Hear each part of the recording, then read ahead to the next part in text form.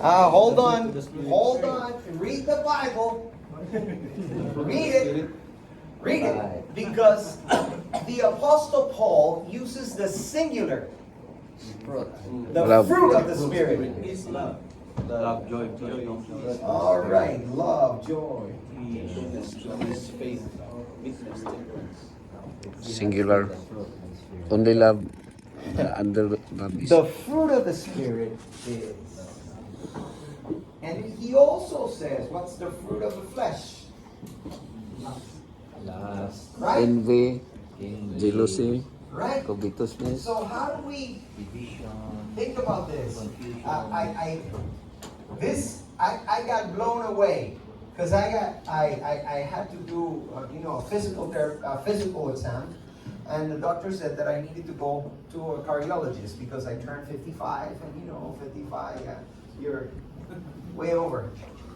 You're over. So the doctor said I needed to go see a cardiologist, and I go to this cardiologist. Just a little side note.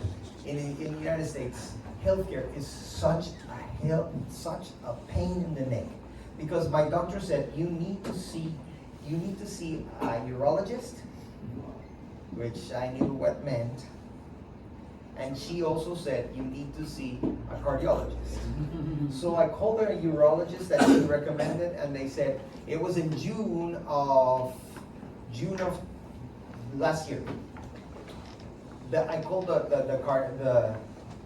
called the urologist, and they said, "Oh yeah, we're taking new patients." Wonderful, wonderful. When can you see me? It was in June. I made the call in June. They said we can see you February next year.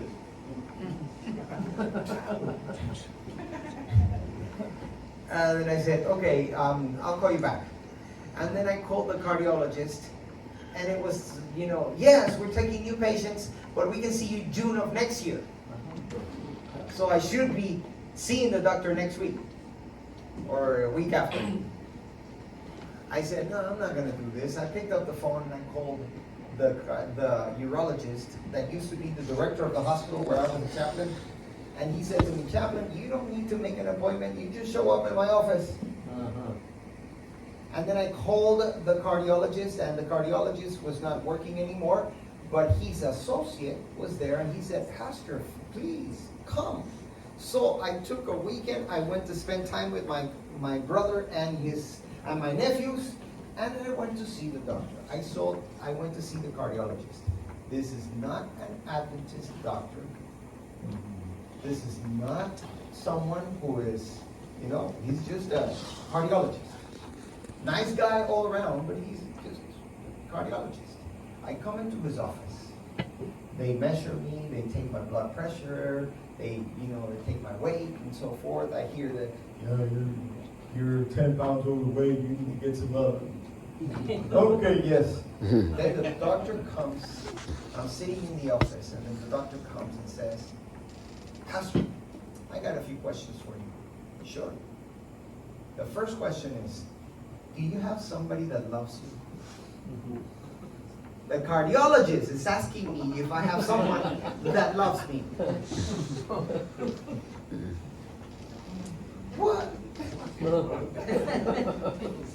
And then the next question he asked me is, do you have somebody that will take care of you? And I was, what on earth is this? Because I had a relationship with the doctor, I said, "Doc, where are those questions coming from?" Those are my spiritual assessment questions. Do you have someone that loves you?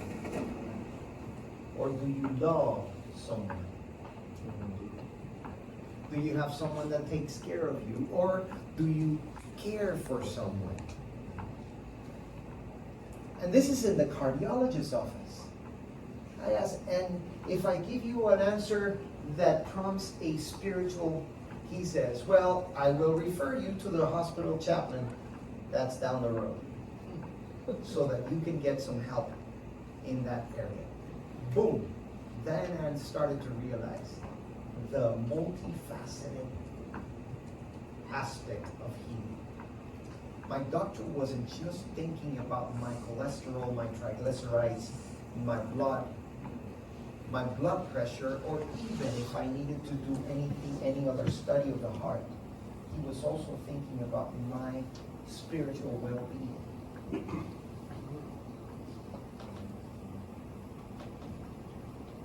So, what is the role of the chaplain in healing? Huh? Role that we play in helping people heal.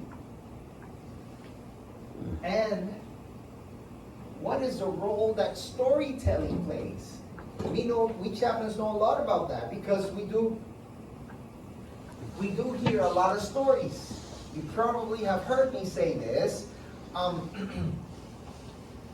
Behind every behavior, there's always a story.